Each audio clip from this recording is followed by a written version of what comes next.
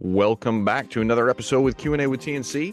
I am Tim, sitting here in Tampa, Florida, and we got Christian on the other side of the world in Thailand. Your Here I evening, am. my morning. How are you doing, buddy? I'm doing good, buddy. I'm doing good. Looking forward to this podcast. Wonderful. And I love technology, right? We can do this and be halfway around the world and act like we're just sitting next door to each other. It really continues to blow my mind. It really isn't a fantastic thing. So, well, guys, today we're coming at you with a really important topic on stewardship. Now, we've been in the stewardship series, and we have covered all kinds of different topics on stewardships. Go back, listen to season 2, starting at the beginning. But today's an important one, especially for men. It's going to be the stewardship of your body and of rest. You know, Christian, there couldn't be. I know for me, and I have 4 kids, full-time job. We're busy. We're doing all kinds of stuff. I know if I don't get rest, I'm in trouble, right? And the Bible's very clear, though, about the fact of the importance of rest in your life in order for you to survive. And what's interesting to me is, we're not infinite like God. We need rest. We need the ability to rejuvenate our bodies. We're spirit, but we're inside this fleshly body. So how do we do that effectively? And man, for me, I just really enjoy how the Bible lays it out. The Bible's from the beginning. We can look at all the way back in Genesis. God took the seventh day to rest, but he didn't sit there and take it to rest for him. He took it to rest for us. And one of the great scriptures that I always like to think about too is the one where Jesus is talking. The scripture goes where he's one Sabbath, he's going through the grain fields and he's with his disciples. And he ended up he has this interaction with the Pharisees, I believe it is, and they're having this conversation about him because they were picking grains on the Sabbath, and everyone started, they became uproar because it wasn't what they were supposed to be doing on the Sabbath, and you can't be working. And Jesus says something very, very profound but direct. He says, the Sabbath was made for man, not man for the Sabbath. So the Son of Man is Lord even over the Sabbath. And there's a lot to unpack there, Christian, but the bottom line really is that God created the Sabbath for us, and we've got to be good stewards of that Sabbath. What do you think? Yeah, I mean, I love it. God created the Sabbath for us. But man, as you're sharing it, I'm just thinking to myself, so easy to read, easy to agree with, to put into practice. There's so many things that can keep us from putting this into practice. And yet Yep.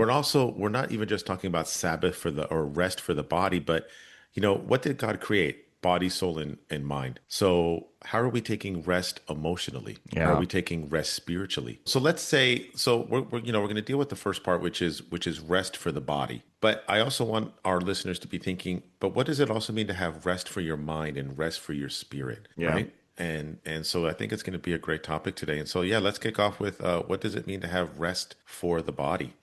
And, it's interesting because I was at church a couple of weeks ago and they kind of talked about this a little bit.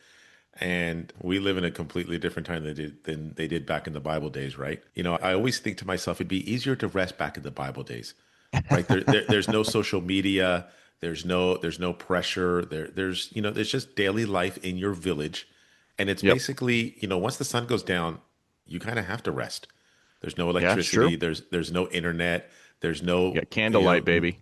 right. There's no nightclubs. There's no restaurants. There's no movie theaters to go to. Like when it's dark, it's bedtime and you're Yep. kind of forced to rest. And then you stay rested, right? Even if you can't sleep, you can't wake up and go watch TV. You can't scroll on your phone. You just sit and toss and churn while the crickets are doing their thing. And then of course, you get up, sun up, and then you get back to work. So I'm always struggling with this because I think, man, again, it's probably easier to rest back then, but how do we make time for rest today when the world is just nonstop 24/7?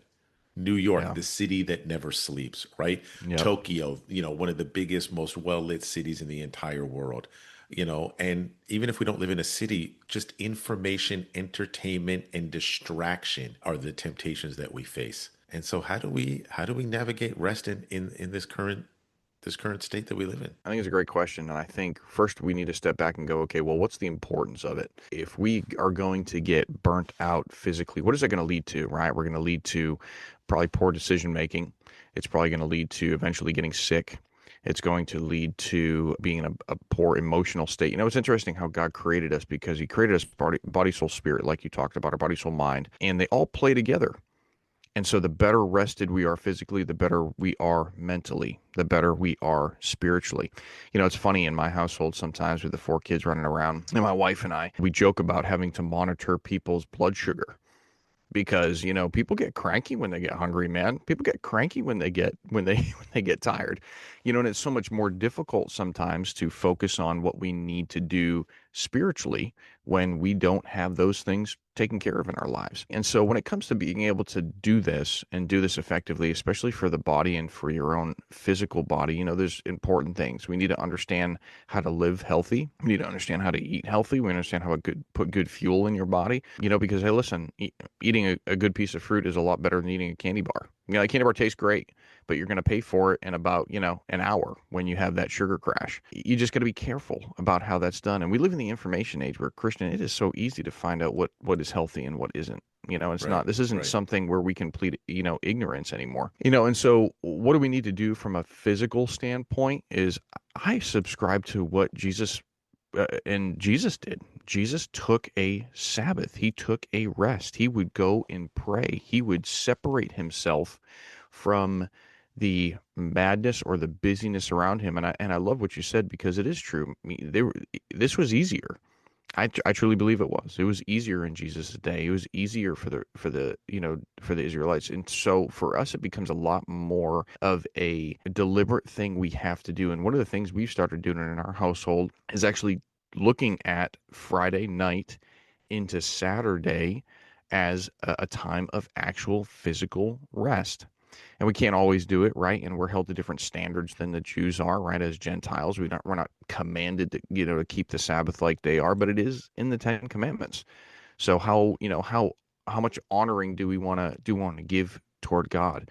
And some of these things it's different. Like my mentor, his rest, if you will, isn't just doing nothing, isn't sitting there watching Netflix or watching a TV show or watching golf.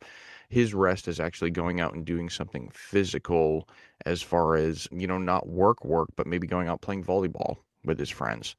So we need the physical rest. I think part of it too is really listening to our bodies, but really getting inside of God's rhythm.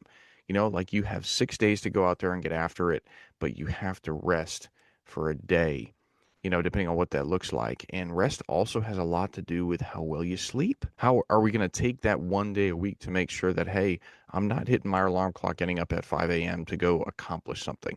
Like, let's go ahead and ease into the day. And that's one of the things that me and my wife really, really try to do is to have that one day where we can ease into it. Now, again, this wasn't as always easy, but now that the kids are, 3, 6, 9, and 12, it has become a bit easier to make sure that we get the rest that we need, that we're biblically commanded to. Because at the end of the day, Christian, what are we trying to accomplish here?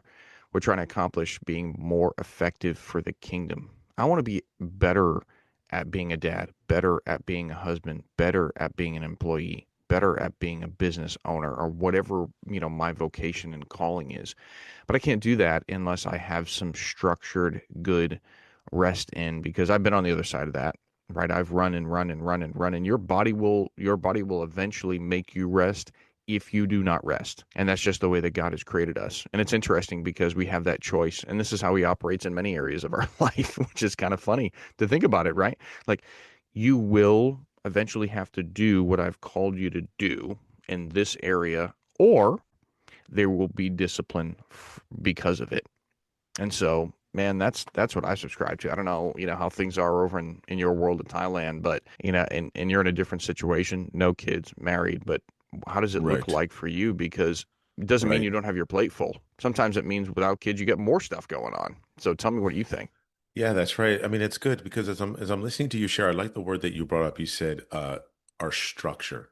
And I think for most of us, myself included, and I think our listeners as well, we actually run our day based on a structured calendar. I don't know many of us that just kind of wake up all any day, every day, and be like, well, you know, not really sure what I'm going to do today. We'll just kind of see how it goes. That's just not true, right? Most of us have a structure. We know what's happening. We know what's happening before lunch. We know what we're eating for lunch. We know what we're doing for dinner.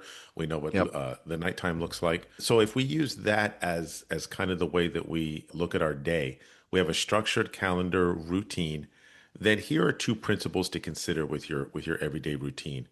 Where do you have boundaries, and where do you have margins? That's good. The boundaries keep you from being overworked. The margins allow you to rest between your commitments. Okay, so if we all have a calendar, and I do, you do, we all do, where in that calendar do you have boundaries saying, I won't work past this time. I won't start work before this time. I will take this break at this time, because the Sabbath is that one day where the Sabbath was made for man, not man for the Sabbath. Even the Son of Man is Lord of the Sabbath. We have that day of rest, but out of 7 days, 7 minus 1 is what? 6. So you still got Yep. 6 other days to work out this principle of rest, of stewardship of your body. Yep. And so where do we need boundaries, and how do we put in margins? So for an example, I have a particular boundary that I won't start work before a set time, because that allows me to have a consistent pattern of sleep. Unless, of course, There I you go. can't fall asleep, but that's a different podcast for a different day. That's right. But I've got a set amount of time for how long I want to sleep and feel rested. But throughout my day, I've got appointments and commitments and responsibilities. And I can tend to put things back to back to back to back to back, so that at the end of the day, I'm like, man, I got done 9 meetings, but I Yep. only had like 5 minutes between each meeting. That's going to make me feel exhausted physically, Agreed. emotionally, in every way. So now I've become better over the last couple of years about having margins between my responsibilities. Instead of Mm, running around like my mother used to say, as a chicken without its head on, have some margins that represent the wisdom that I've learned from experience in life. If I have a meeting, I've learned that I need around a 30 to 40-minute margin before my next meeting, if possible. that's That way I great. can process what I've just done and then prepare myself for what is to come. If I can't take a 30 or 40-minute margin, a 15-minute margin. But I can't just go from ending at 3 and then starting my next meeting at 3:05. I've got to have Yep. some margins, and yet also I have to have some boundaries. So I would say I think that's one of the best ways that we can really apply this stewardship of our body and physical rest, is by being willing to create boundaries and being willing to follow margins. I love it, man. And I think when you think about rest, and this is an important point, and when you think about how Jesus did this, the Hebrew mindset was to operate from rest, not to run to rest. In the Western mindset over here, it's, man, we're working for Friday, baby. Let's get as fast, let's work for Friday and then we can rest. No, it's like, no, you're supposed to be honoring God with your work so that you can get to the point of rest to then go back to work. So we want to operate from a position of, man, I'm coming out of my rest ready to go. And when you change that mindset as a Christian, man, it changes the game, because now I'm not dreading, oh man, I got a case of the Mondays. I got to go back to work. It's no, I'm getting the opportunity to go back into the marketplace because I've now rested. I've taken that time of rest, right? And it could be the Friday to Saturday. It could be the Saturday to Sunday. Again, as Gentile Christians, we're not held to the same standard like you see in Israel. Well, I hear these stories about when people go to Israel, man, everything stops on Friday. Friday at sundown, nothing is happening. I mean, there's nobody on the streets. There's not a car running. It is part of their culture, but it's part of their calling. And I think it's one of the coolest things because they Wow. take that time to say, man, I'm ready to meet with God to rejuvenate myself. Yep. And I think we Yep. can't miss that point either. Like, we're not just sitting there on the couch resting and doing nothing. No, we're purposely meeting with God. And that was the whole entire purpose of how can I rejuvenate myself? It was that idea that this is the culmination of the week, and then it was spending time in relationship with God and your family to renew and rejuvenate your body and mind. And that's awesome. I think it's one of the coolest things. One of the things that we did is we bought this. It's a great organization. I'll plug them here. It's ffoz.org, First Fruits of Zion. They create things for Christians that want to learn how, from Jesus's perspective as a Jew, would have done Shabbat, would have done the Sabbath. And so it's pretty cool. We bought this book, and the booklet kind of runs through a messianic perspective or a Christian perspective on how you would run Sabbath. And so we started putting that in there with our kids on Friday night. And man, it's been a true blessing. And so, that's kind of where I'm at when it comes to almost the totality of it, because now we can pivot a little bit to say, okay, we've got the body, we've got the soul, we got the mind. And I think what I know I can be guilty of is, how do I make sure that even though I'm resting my body, I'm doing that? How do I try to turn my brain off? Because your brain, your mind also needs that level of rest. And I don't know about for you, Christian. I get your impact, your feedback on this. But when I'm thinking about turning off my mind, it's been really challenging for me in my life. I'm a type A go-getter personality, so I'm always thinking Right, about right. things. But you said it best. You said boundaries. Where can I put in that boundary? And I have to really have my mind set on, listen, I'm not going to look at an email. Now I have a job where I'm responsible during weekends. However, I don't have to be the one going to look for it. I can allow those things to come to me in the event that I need to take action on a particular issue. But no, I'm going to put in that boundary because I don't need to be thinking. I need to be focusing on my relationships to rejuvenate my mind because those are the things that God has given me. I don't know. What do you think? I love that we're coming to this part of how to have emotional or mental rest. And first off, I think probably not living in the times that we live in would help. Our times are That's right. crazy. It's Our true. times are, wow. I mean, this is such a crazy time to be alive. There's just so much coming at us that can cause us to be overwhelmed, scared, fearful, frustrated, depending on your perspective. Maybe some people are really happy at this point in time. I mean, there's just so many things that can make you feel a wide variety of emotions. But we're not talking about emotions. We're talking about our thoughts and our emotional or mental burdens. And so when I think of this idea of the stewardship of rest, I also think about emotional rest and peace. God Yeah, promises peace, does he not? Right? he He does. says, you don't have a spirit of fear, but I want a power of love and of a sound mind. Mind. So most of us have burdens. If you're parents, you're probably worried about your kids. You're probably, what are my kids going to grow up to do? How are we going to afford this? How are we going to provide for this? If you're a Yep. single person, you might be thinking about how to pay your bills. When am I going to get married? Am I going to get promoted? We have so many things running through our mind. And like you, Tim, I also often lay in bed at night and my mind just doesn't shut off. My body wants to rest. My eyes are closed, but the mind is racing like I'm in an F1 race, going around a track Yeah. somewhere in Monaco. So, how to do that? And so, let me just share with our listeners. Here's something that I try to reflect on, and it's these 4 points. One is when I need rest emotionally, when I need rest mentally, when I'm burdened by just life and people and relationships and work or whatever it is. I first remember what Jesus tells us, I think in Matthew. Come to me, all you who are burdened. Number one, Jesus Hmm. invites us to come to him with what's on our mind, with what's keeping us from resting. That's really Two, good. I go back to the book of James. I think it's in James chapter 1 or chapter 2. God says, if any of you lack wisdom, ask me. So Jesus reminds us to come to him with our burdens. Two, God says, come to me and ask me for wisdom. I'll give it to you. So then I'm like, okay, I don't have to figure this out on my own. I can come to God and ask him for wisdom. Then the third one is we read in Corinthians that there's nothing that we can't handle without God, right? Yeah. There's a lot of things I can't handle without God, but there's nothing I can't handle with God, and he'll be with me. And that gives me a peace that whatever I'm going through, whatever burden I'm facing, whatever rest I'm not having emotionally, God is aware of that, and he's not absent, and he's not watching me fail or flail. He's with me.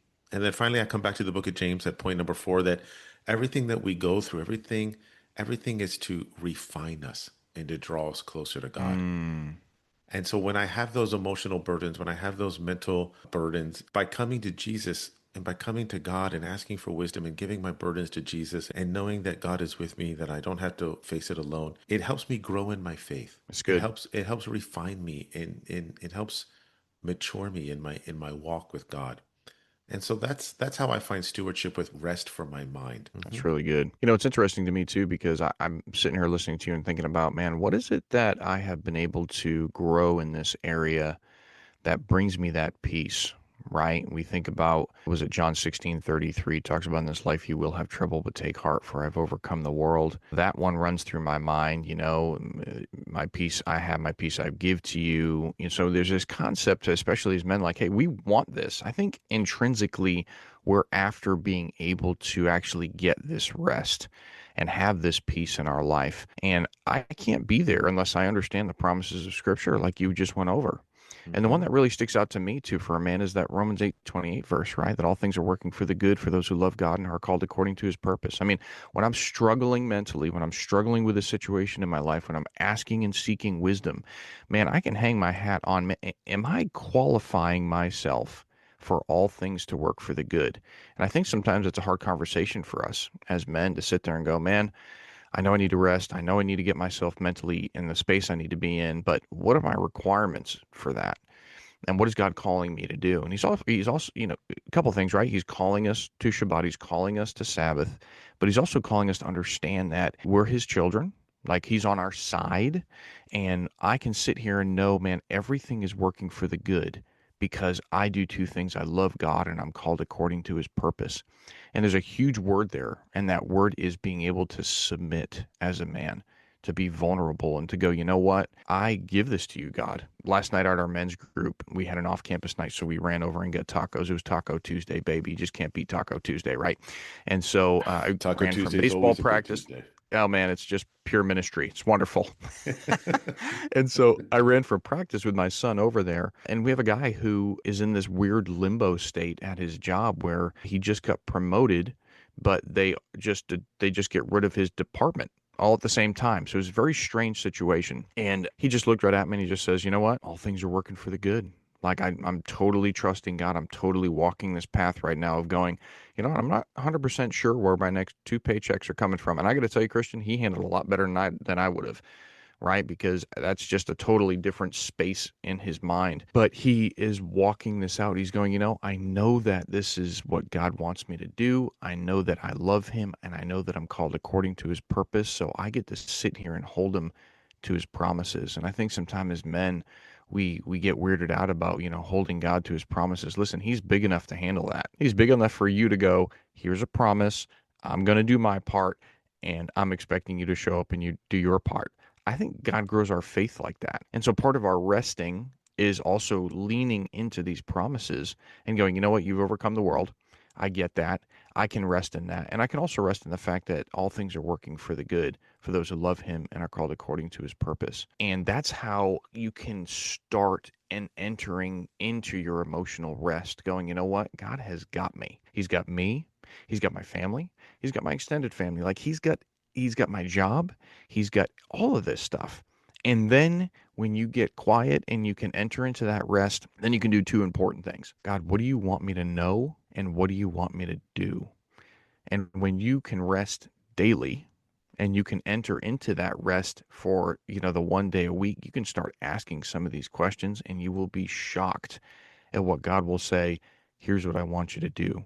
But it is so difficult to do that unless you can get to those places of rest. And just like everything, one of the things we always talk about on this podcast, Christian, is there's a reward for this. Men, we're wired for reward, right? So what reward am I going to get for resting? There's great reward.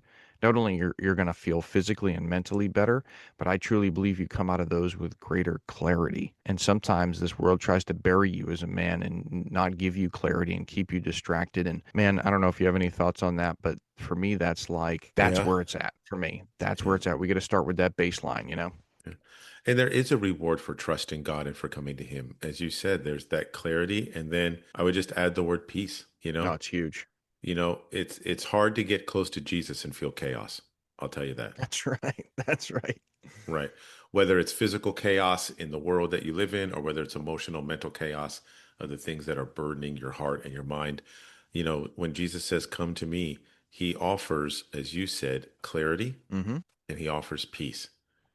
Yep. And peace is the antidote to a world of chaos and the emotional chaos that is ready to enter our hearts and minds. And so let's stay close to Jesus. Let's stay close to his word, his ways, and his will, as you reminded us. And we can Mm-hmm. experience the peace that what? Surpasses all All understanding. understanding. And that peace is the peace that gives us not just rest physically, it gives us rest emotionally and mentally as well. Yeah, I couldn't agree more. I think it's a great way to wrap this one up. And it doesn't have to be complicated, guys. Like we went into a lot of stuff today, but it doesn't really have to be that complicated. Start small. God will honor your small steps. He'll honor the fact that, hey, I tried to rest for an hour. I tried this, I tried that, and we got two sides of the coin here. We get the guy that doesn't want to rest, who wants to run and burn out, and we get the guy who doesn't want to do anything either. right? And so we got to be careful that we're not on one of those two extremes. God didn't sit there and say, hey, I want you to take 6 days of rest and 1 day of work. No, that's not how this works. He purposely laid it out there and said, we got 6 days for you to go out there and build my kingdom. And I think when we change our perspective on this sometimes, man, it changes everything. Okay, I got 6 days to go out there and run hard for God and to build his kingdom, 1 day to rest and seek him, seek relationships, seek renewal, and to get that body, soul, spirit, or body, soul, mind renewed. And it all ties together, right? Like when you go to renew your body and you do it at that time of rest and you're seeking God for your soul, your mind is going to get rest. It has to. There's no other way around it. But if you don't do that, it's gonna fall apart. So my closing thoughts are, start small. We're not here looking for you to switch your entire life up, but Christian brought some really good practical things about, hey, build in margin, build in boundaries. Don't allow people just to invade your rest, because the world will try and do that. Don't be afraid to put your stinking phone away. Put it away. Stop looking at it. Listen, Facebook is going to live on for the next day if you don't check it. It's going to be okay. And we got to prioritize what's more important to us, and that's our relationships and our family. It's the people that are right in front of us, not people that are on some virtual platform on the other side of the world that wants to tell you about how to bake a cake. Like, I'm sorry, that's just not important to me. Like, Are you talking about me when you mentioned Facebook? I'm just kind of feeling a little are you personal feeling conviction convicted, here. Christian? I might feel a little conviction here, buddy. No, it's I good actually though. It's good though, I right? did not have you in mind. I had myself in mind because I have to walk away from my phone. And it's actually my brother-in-law that taught me this. It was so funny because some days I'm like, why does it take him 6 hours to respond to even a text or something like that? And he just said straight up, he goes, I'm on this thing all week. I put my phone somewhere sometimes on the weekends and I don't check it for hours. And I thought, oh my gosh, you're a genius. Sounds like he has An boundaries and absolute, margins. oh my gosh. And it's so Sounds like he has practical, boundaries and dude. margins. Boundaries and Yep. margins. I think And that might listen, be our new catchphrase. Boundaries and margins. boundaries and margins. sounds like a song. Yeah, or So that's my input, man. yeah, As we wrap this up, start small. God is going to reward your actions. He's going to reward the steps that you take. And just be ready. Be ready for the blessing that's going to come on the other side of this, because, man, rest is a blessing and it's important, and we got to be good stewards of this, guys, because at the end of the day, it makes us more effective in our calling as husbands, as child of God, as parent, as co-worker. And obviously I could go on and on, but I'll kick it to you for your final thoughts, Christian. Oh, those are some great final thoughts, Tim. And I think we'll leave it with that, because that's a great way for our listeners to reflect on that final truth. It's a great word. Awesome, It's a brother. great word. Well, again, you have been listening to Q&A with TNC. I am Tim down here in Tampa, and that is Mr. Christian over in Thailand. And we just covered stewardship of the Sabbath, or stewardship of body and rest. And guys, if you like this podcast, please share it. We're not here to be podcast famous around the world. We're here just to help men. We want to help men seek and walk in victory, and we try to hit topics that are going to do that. Episode 4 of the series was going over some questions, and so we encourage you, send more of your questions in. If you enjoy this podcast, we will get to them. And like that one, Christian, right? Episode 4, we dedicated an That's entire right. episode to handling some of those questions, and That's right. it was awesome. I really, really enjoyed that one. So we'll see you next time. Christian, I appreciate you, brother. Appreciate you too, my friend, and looking forward to our next episode, and looking forward to our listeners sending in their questions. Amen to that. See you next time.